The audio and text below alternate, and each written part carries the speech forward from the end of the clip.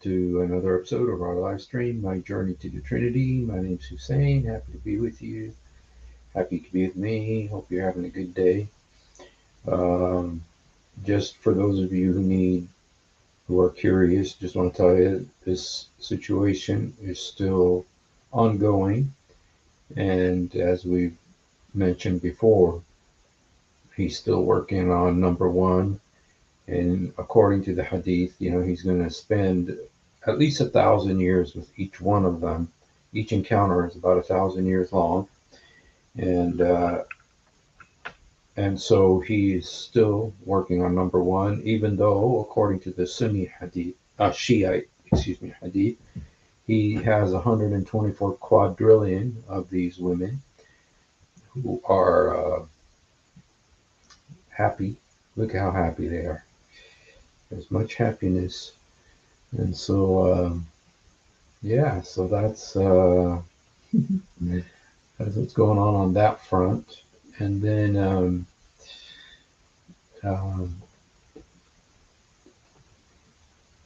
so we'll go ahead and tell you this right here is a picture. It's an AI picture.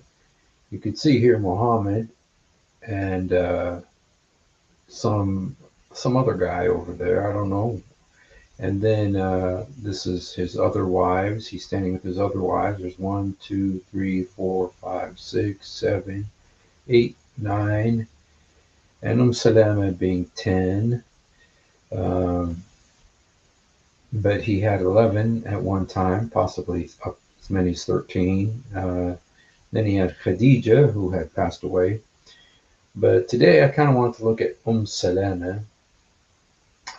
Salama was Muhammad's number 6 wife. He married her. She was his 6th wife. And she was also among his older wives. Salama, first of all, she's from Qurayshi tribe, like Muhammad, in Mecca.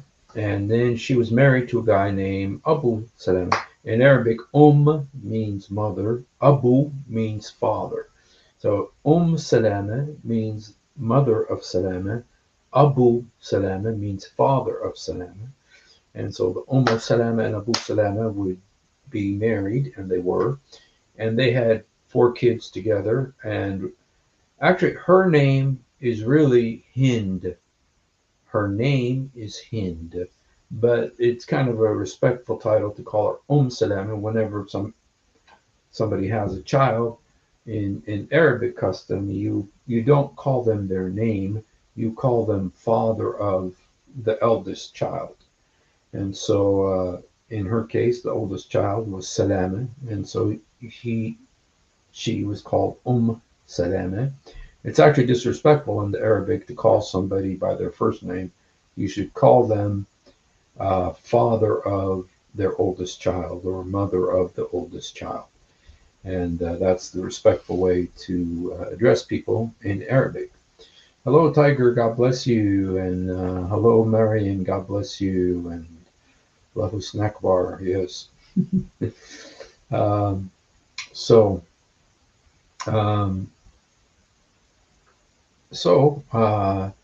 then just tell you a little bit about Salama. She's the number 6 wife, first of all. What happened is that her and her husband, Abu Salama, with their kids, they were among the first Muslims in Mecca. They were with Muhammad. And her husband, was Muhammad's foster brother. Now, what does that mean? That means that Muhammad's wet nurse, the nurse that he breastfed from, was also the nurse for Abu Salama, Salama's husband. And so they were foster brothers, okay? And so they were married. They became among the first Muslims. When the persecution of Muslims happened, Muhammad told them, "We'll go to Ethiopia." They went to Ethiopia. Like a lot of the Muslims went to Ethiopia to escape the persecution in Mecca. And then when the persecution died down in Mecca, they went back to Mecca, Salama and Abu Salama and their kids. They had 4 kids. And But then the persecution started up again, and then Muhammad and the Muslims moved to Medina. And when they moved to Medina, Abu Salama and Salama eventually ended up going to Medina, but there was a little bit of a problem because the people of the Qurayshi tribe, they said to Salama, Hind, they said, no, you are our daughter, and we don't want you to go to Medina. So they held on to her and her son, her kid. Abu Salama, the father, her husband, did go to Medina with Muhammad, but she remained in Mecca because her family would not let her go to Medina. But then later on, her family did decide to let her go, and so she moved up to Medina with her husband Abu Salama. Remember, Salama is mother of Salama. Abu Salama is father of Salama, and so of course they're married. And then they were together in Medina, but then there was the Battle of Uhud, and in the Battle of Uhud, Abu Salama started. He was fighting in that battle, and he got killed. And so when he got unalived in the Battle of Uhud, um, so she became a widow. And shortly after she became a widow, apparently she was very attractive. And so,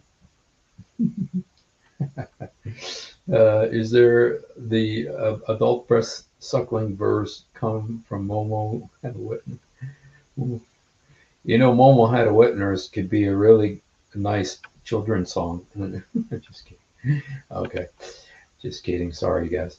And anyway, so when she became, Abu Bakr, that's Aisha's father, wanted to marry her, and she said no.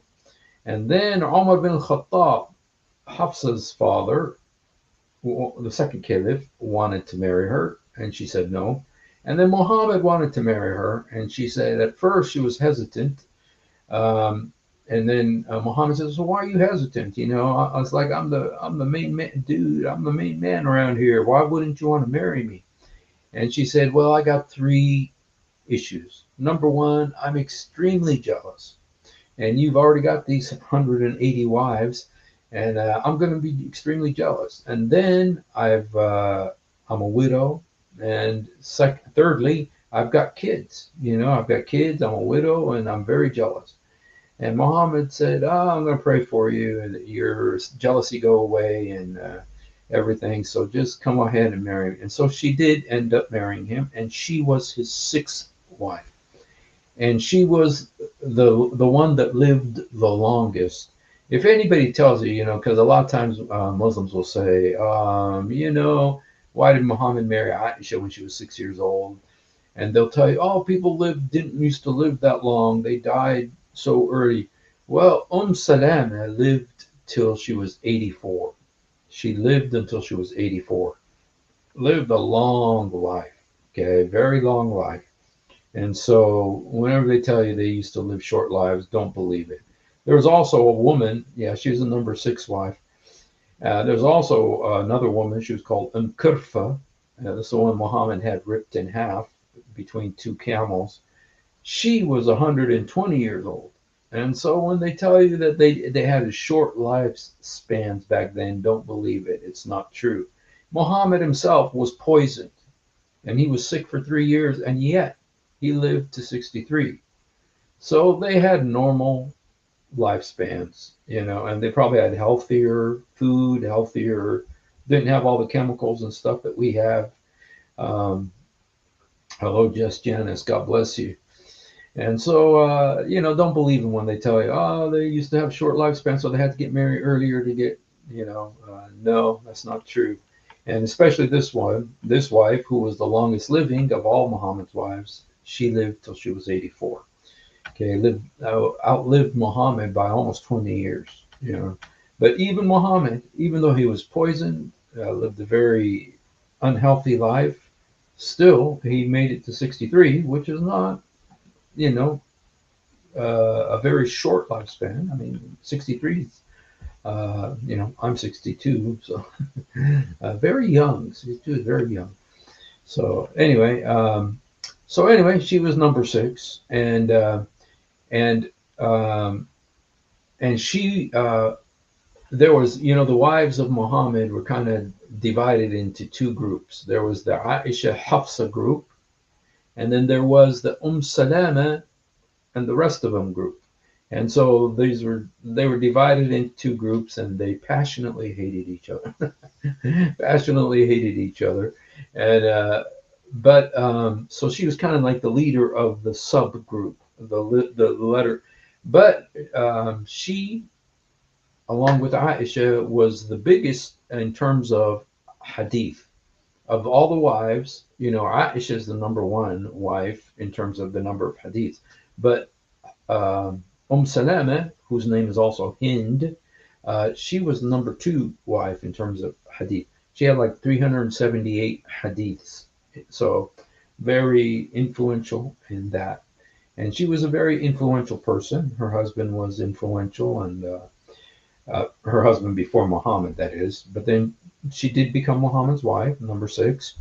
And so let's just look at some hadiths about her, because like I don't know, for those of you who were here yesterday, we did, or the day before yesterday, we just looked at some hadiths. Uh, Excuse me, no.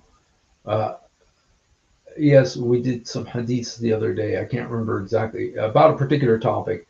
And I tell you, you learn so much about Muhammad when you read these hadiths. They learn so much about his character, about the kind of person he was. So let's just look at a couple of hadiths about Umm Salama. You know what? Uh, I'll give you guys $5. Who can tell me what her first name is? What was Salama's first name? Does anybody remember? I told you a couple times already. Who remember Salama's first name? I already told you guys. I'll give you a hint. In Arabic, it's India. It's the Arabic word for India. If anybody knows the Arabic word for India. Okay. So, okay.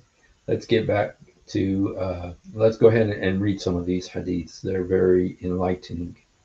Okay. It says, this is the Salama recounted the story. Oops, you know what? I'd rather start actually someplace else here. Okay, this one. Okay.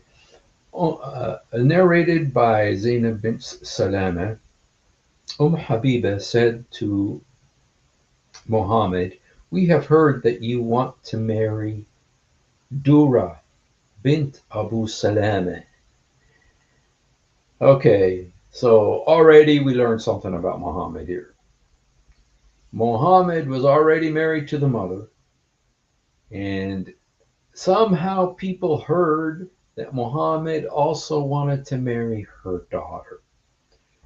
Muhammad already was married to the mother, and he wanted to marry his daughter, his stepdaughter. Now, that doesn't sound like Muhammad, does it?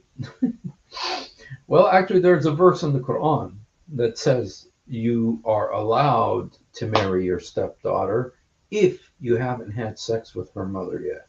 So if you marry a woman and you still haven't gone on your honeymoon, still haven't had sex with her, and you fall in love with her daughter, who would be legally your stepdaughter, you can marry the stepdaughter as long as you haven't had sex with the mother yet. But if you have sex with the mother, you're not allowed to have sex with with her daughter.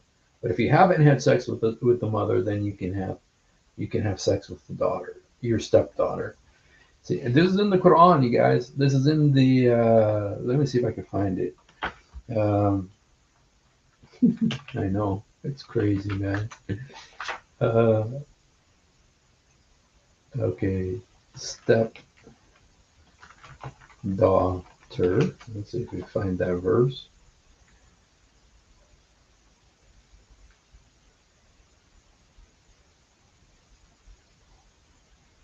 Okay, let me see if I can. I know which Surah it's in. It's in Surah number 4, of course, Surah of the Women.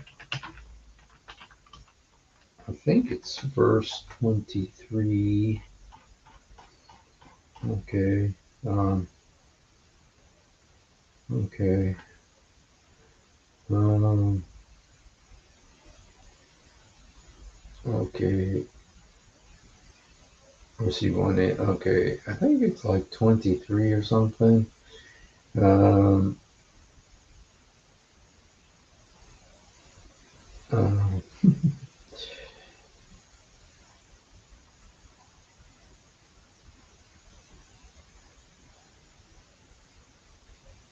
okay. Okay. Here's the verse. Let me show it to you. It's one of those verses that you just say, yeah, that sounds like Muhammad. Here's this verse. This is the Quran.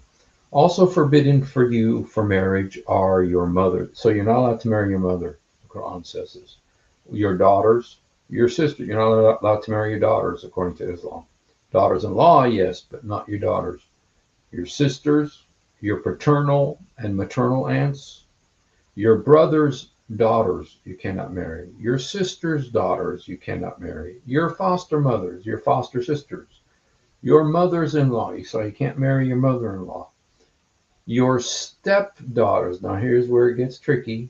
Your stepdaughters under your guardianship if you have consummated the marriage with their mothers. But if you have not, then you can marry them. Okay, so if you have not yet had sex with your stepdaughter, then you are allowed to have sex with her. Nisa'akum. Let me just see how it says it in the Arabic. I'm just curious. Uh, أربابكم التي في حجوركم من نسائكم التي دخلتم بهن فإن لم تكونوا دخلتم بهن فلا جناح عليكم وحلال أبنائكم الذين من أصلبكم. Okay, so it's permissible, okay, for you to have sex with the daughter, stepdaughter, your stepdaughter, as long as you haven't had sex with the mother yet. If you have sex with the mother, it's haram. But if you haven't had sex with the mother yet, you can marry this. You can have sex with the stepdaughter.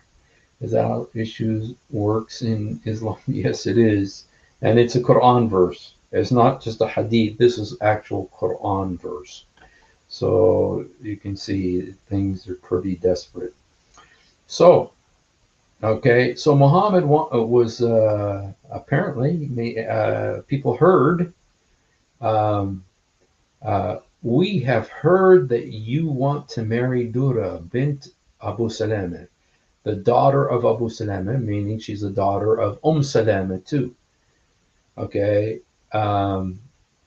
Allah's apostle says, can she be married along with Salama, her mother? Even if I had not married Salama, she would not be lawful for me, for her father is my foster brother. Remember, the father was, they both had the same wet nurse. So because they had the same wet nurse, he's not allowed to marry the daughter of his foster brother. I'm sure they could have found a way if he really wanted her. But anyway, since he was already married to the mother, he decided not to marry the daughter here. So already you're learning something about Muhammad, what kind of a person he is. So, all right, look at this one. Salama said, Salam, okay, this is somebody else now, said, "Oh Allah's apostle, Allah does not refrain from saying the truth. Is it obligatory for a woman to take a bath after she gets nocturnal discharge?" So she gets, I mean, what kind of questions? You guys, what kind of society is this that these people are coming to Muhammad asking about stuff like this? Why doesn't she go to the wife of Muhammad and talk to her or something? No, she comes to Muhammad to ask about this kind of, what kind of society was this? Is it obligatory for a woman to take a bath after she gets nocturnal discharge? Muhammad said, yes, if she notices the water, i.e., the discharge. Oh boy, yay. Salama smiled and says, does a woman get discharged?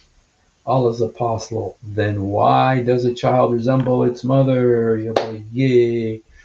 Okay, there's a couple things going on here. Number one, apparently these women did not get, okay, um, sexually satisfied. And then you also have here amazing Muhammad's amazing embryological insight. This is one of the great miracles of Islam. You know, the scientific miracles. It says, then why does a child resemble its mother? Because we know from the Hadith that depending on which parent, you know, finishes first, during sex, the child will resemble the parent who finishes first. So if the father finishes first, the kid's going to look like the father. And if the mother finishes first, then the child is going to resemble the mother. And this is Muhammad's wisdom. And this is all in one hadith, you guys. It's got all of this in one hadith. And you learn a lot about Muhammad in one single little filthy hadith. And so, amazing, isn't it? This is just number 2, you guys. It doesn't get any better from here. Okay, yeah, but yeah, this one is unbelievable. Okay, people used to send presents to Muhammad on the day of Aisha's turn.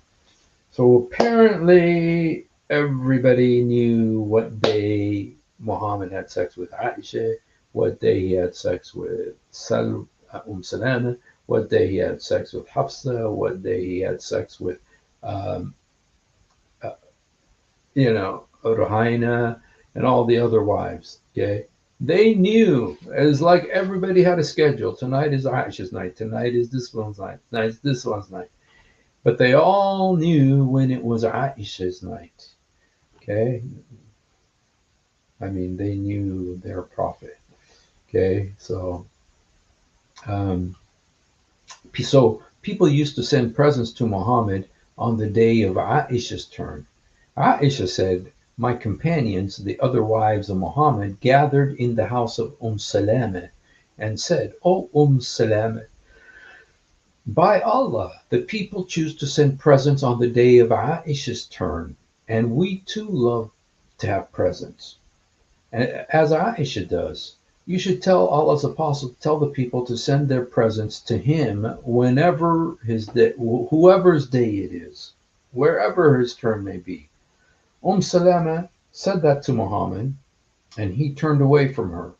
When the Prophet returned to her, Salama again repeated it, and he turned away from her. When she told him the same thing a third time, Muhammad said, O Salama, do not trouble me by harming Aisha, for by Allah, the divine inspiration never came to me while I was under the blanket dress of any woman among you except her. So apparently, people who wanted to give Muhammad gifts, they would give it to him when he was sleeping with Aisha, when he was in Aisha's house.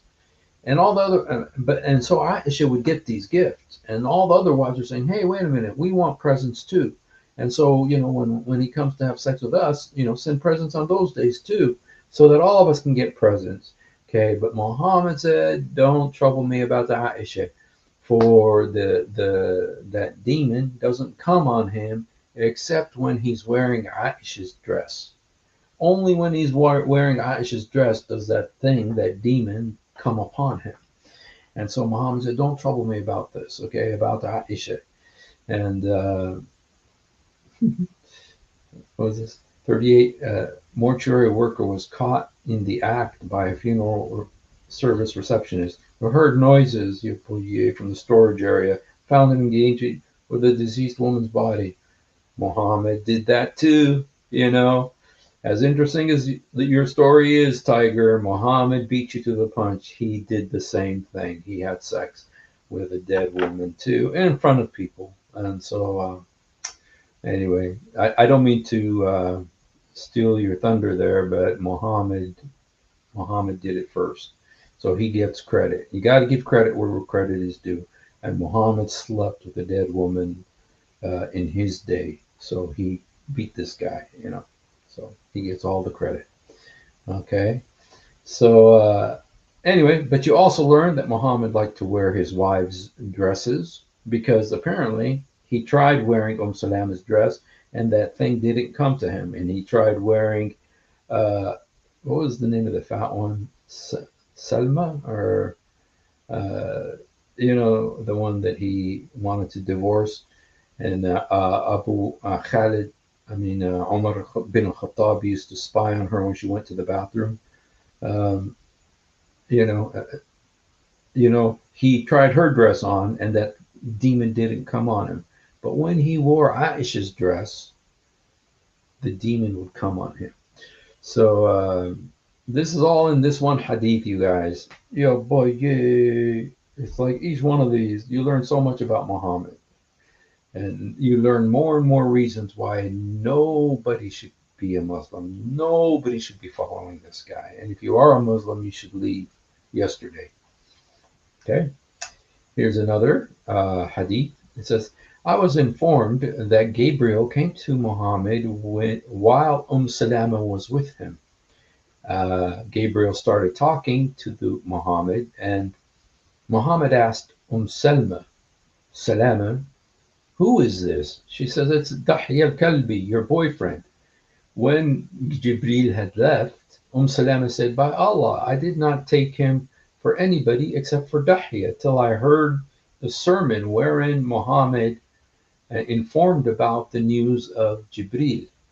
Okay, so she saw that it was Muhammad was with his boyfriend Dahya al-Kalbi, and so she saw him. But Muhammad said, no, no, that's Jibril. I wasn't doing nothing dirty or nasty. Just my head was in the lap of Jibril, you know. And Salama said, dude, sure looked like Dahya to me. And but she wasn't buying it because she saw it. And so, yeah, interesting. You learn a lot about Muhammad from these few hadiths here. So, okay, well, let's go to, did I do number two? Okay. Yes, so we did that one already. Let's see. Well, that's number four. Let's go to number, what's next? Okay. Oh, okay, number six. Okay. It says, Mawhab also said that Salama had shown him, Ibn Mawhab, that Salama had shown him the red hair of the Prophet. Now we know Muhammad had he dyed his hair red. He was totally into red hair. And I don't know if you've seen some of those sheikhs with the bright orange hair. You got to go, Tiger. God bless you, man. Thanks for spending a few moments with us. And you guys, there is a mosque in Turkey. There's a mosque in Turkey, just so you know, because I know some of you are thinking, I want to see a hair of Muhammad. Well, you can. Uh, because there is a mosque in Turkey that actually has one of Muhammad's hairs. And so I know some of you guys are thinking, how come they get to see Muhammad's hair and we don't? Okay. Don't worry, you guys. We are here to help you. Right here. Okay, right here it says the Sultan Ahmed Mosque, popularly known as the Blue Mosque, is an Ottoman era imperial mosque located in Istanbul, Turkey. Okay, and all right, and how do you? All right, Let me see if it has the overview. Okay, this is it right here. Huge, huge mosque, and it was kind of like competition to the Hagia Sophia, which the Muslims still took and turned into a mosque. Okay, even though it was a church originally. Um, um, but this mosque also has a hair of Muhammad. One of Muhammad's hairs are in this mosque. So if you guys want to see Muhammad's hair and you're thinking, how come you're just feeling like, history passed you by, you can go to the Blue Mosque and they do have one of Muhammad's hairs. So you don't have to miss out on that. And you're welcome. I know some of you guys are just so thankful to know that, that I could give you that advice. So, all right. Okay. So let's go ahead and go on here. See, 7, 6, 7. Okay. Okay. Sorry, guys. This gets a little gross here. Um, but it's to show you the hypocrisy of Muhammad. Salama said, I got my menses while I was lying with Muhammad under the woolen sheet. So I slipped away, took the clothes for menses, and put them on. Muhammad said, have you got your menses, your period? I replied, yes. Then he called me back and took me with him under the woolen sheet. Salama further said, Muhammad used to kiss me while I was fasting. The Prophet and I used to take a bath of janaba from a single pot. So, he was doing the deed with his wife while he was fasting, which is not permitted. And he was doing it while she was menstruating, which isn't permitted in Islam. So he broke all the rules. Okay, he broke all the rules. And, why do they have to keep these hadiths in their books? Nobody knows. Everybody wishes they would have been wiser, but they left them in. And these are Sahih hadiths, okay? This is Sahih al-Bukhari about Muhammad taking a bath with his wife while she's menstruating in the same pot. Yeah, boy, yeah.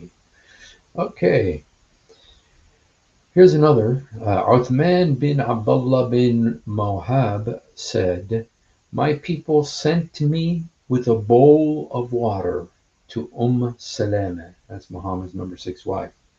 Israel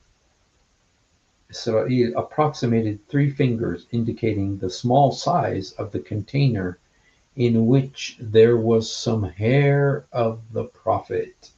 Uthman added, if any person suffered from evil eye or some other disease, he would send the vessel containing water to Salama. I looked into the container that held the hair of Muhammad and saw a few red hairs in it. So whenever people got sick, they would send a little bowl of water to Salama, and she would take one of the red hairs of Muhammad and put it in the water, and then they'd send it back, and the person will put the water on their eyes, and they'd get healed. Yay! And so, kind of a magical thing with his red hair, that one hair. And there's one in Turkey, you guys. There's one in Turkey if you feel you want to uh, engage in this demonic practice, God forbid. So, okay. All right, here's another one. I went to Salama and she bought out some of the dyed hair of Muhammad. So she had a bunch of his hair. She had a bunch of his red hair. And so people would come to her and she would take one and put it in the water for them. And then it would be supposedly have healing virtue. Okay, so it's kind of a magical, demonic thing going on there with Muhammad's red hair. So she had a bunch of those hairs. And again, for those of you who are feeling left out, if you want to see hair of Muhammad, go to the Blue Mosque in Istanbul, Turkey. They have one of the hairs of Muhammad. So you don't have to miss a thing. Okay? All right. Habiba and Salama mentioned a church they had seen in Ethiopia. In the church there were pictures. When they told Muhammad of this, he said, "Those people are such that if a pious man among them died, they build a place of worship over his grave and paint those pictures in it. Those people will be Allah's worst creatures on the day of resurrection." So people who have pictures in their church, okay, they are going to be Allah's worst creatures on the day of judgment. So Muhammad knows this stuff, you guys. Okay. All right. Let's see.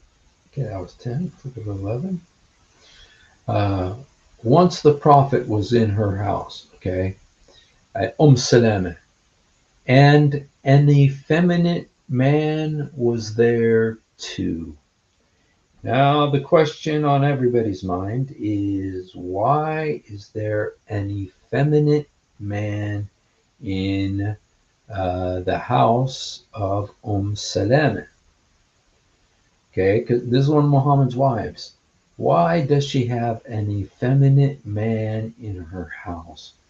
What was that effeminate man doing? Okay, it says the effeminate man. Okay, once the Prophet was in her house, that's Salama, and an effeminate man was there too. Why? Help me. What the heck was this uh, uh, effeminate man doing in the house of Muhammad's wife? Yo, boy, yeah, what the heck's going on here in this family? Okay. Now, this was Salama's mother, brother, uh, Abdullah was there. O Abdullah, if Ta'if should be conquered tomorrow, I recommend you the daughter of Ghalian. So he's telling his friends, if Ta'if was conquered tomorrow, the daughter of Ghalian would be a good wife. For she is so fat, she has 4 curves in the front of her belly and 8 at the back. Yo, boy, yay! So the Prophet said to his wives, "These effeminate men should not enter upon you, your houses." Yeah, but yeah. I want to look at the Arabic just because this is the craziest hadith in the universe, man. لا يدخل هؤلاء عليكم. Okay. قال أبو عبد نقبل يا بأربعة والتدبر بثمان يعني أربعة عكن بطنهم. Oh, talking about these women. ففي تقبل بهم وكولوا وتدبر بثمان. Okay, in the front they had 8. I want to see. This is really weird, man. So they got like 4 folds in the front and 8 in the back. يابا هذا العكن الأربعة لأنهما محيطة بالجنبين حتى لحقت وإنما قال بالثمان. Okay, so very interesting hadith here. And again, we got these effeminate men. The Prophet was in her house, and an effeminate man was there too. Okay. And then Muhammad says, "These effeminate men should not enter upon your houses." Why were they there in the first place? Because this is his wife, so the house would be his and hers. And she had an effeminate man in her house. What the heck for? Okay, why? Somebody know? Okay, Muhammad, the perfect example for all mankind. Okay, number 12. It says, the wife of Muhammad She came to visit Allah's apostle while he was in itikaf, the seclusion in the mosque, during the last 10 days of Ramadan. When she got up to return, Muhammad got up with her and accompanied her. And when he reached near the gate of the mosque, close to the door of the house of Salama, the wife of the Prophet, two Ansari men passed by them and greeted Muhammad, and then went away. Muhammad addressed them, saying, "Don't hurry, she is my wife." They said, "Glorified be Allah, O Allah's Apostle, you are far away from any suspicion." And his saying was hard on them. Allah's Apostle said, "Satan circulates in the mind of a person as blood does in his body. I was afraid that Satan might put some evil thoughts in your minds." Okay, all right. We're almost done here, you guys. Number 13. Abu Musa said, "I was with Muhammad and he was camping at El Jarana, a place between Mecca and Medina, where, by the way, there was a mosque called El Aqsa, and Bilal was with him. A Bedouin came to Muhammad and says, 'Won't you fulfill what you have promised me?' Muhammad said, 'Rejoice that I will do for you.' The Bedouin said, 'You have said to me, rejoice too often.' Then Muhammad turned to me, Abu Musa, and Bilal in an angry mood and said, 'The Bedouin has refused the good tidings, so you both accept them.' Bilal and I said, 'We accept them.' Then Muhammad asked for a drinking bowl containing water and washed his hands and face in it. And he took a mouthful of water and spit it in it, saying to us, to the two servants, 'Drink some of it and pour some of it on your faces and chests, and be happy at the good tidings.' So they both took the drinking bowl and did as instructed. Salama called from behind the screen, 'Keep something of the water for your mother.' So they left some of it for her. So here again, you got a very strange situation. Muhammad asks for a bowl of water. They bring it. He drinks it, spits it out, washes his hand, washes his feet, and then, what does he do? He tells his friends to drink it and cover their faces and chests with it. Yobaye, yobaye. Gross. Okay, gross. So, but that's what Muhammad said. This is a hadith, Sahih hadith. So, okay, we're almost at the end here, you guys. Almost finished, I think. In fact, we may be finished already. There's actually quite a few more hadiths with Salama related to her. Um, Let me go ahead and show you this one. Salama recounted this story. "Before we were out of Mecca, however, some men of my clan stopped us and said to my husband, 'Though you are free to do what you like with yourself, you have no power over your wife. She is our daughter. Do you expect us to follow you and take her away from us?' Then they pronounced on him and snatched me away from him. Pounced on him and snatched me away from him. My husband's clan, Banu Abdul Asad, saw them taking me and became hot with rage. 'No, by Allah,' they shouted, 'we shall not abandon the boy. He is our son and we have first claim over him.' They took him by the hand and pulled him away from me." Okay, so this is Salama there, quoting what happened to her in Mecca. And all right. Well, shoot, I think this one, did I read this one already?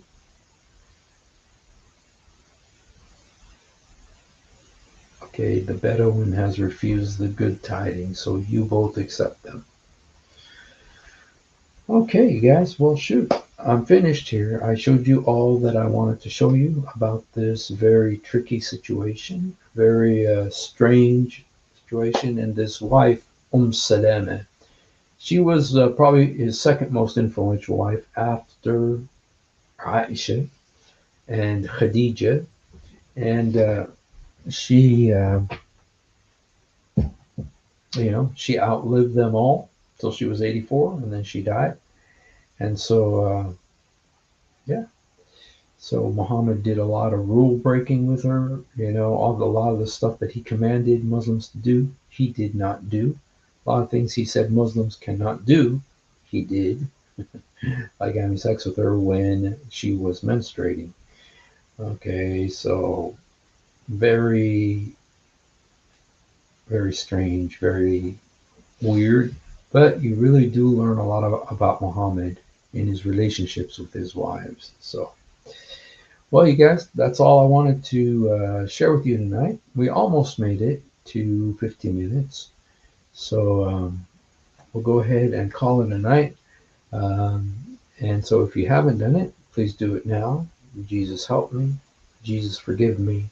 Jesus, come into my heart. Jesus, help me. Jesus, forgive me. Jesus, come into my heart. يسوع ساعدني. يسوع سامحني. يسوع ادخل قلبي.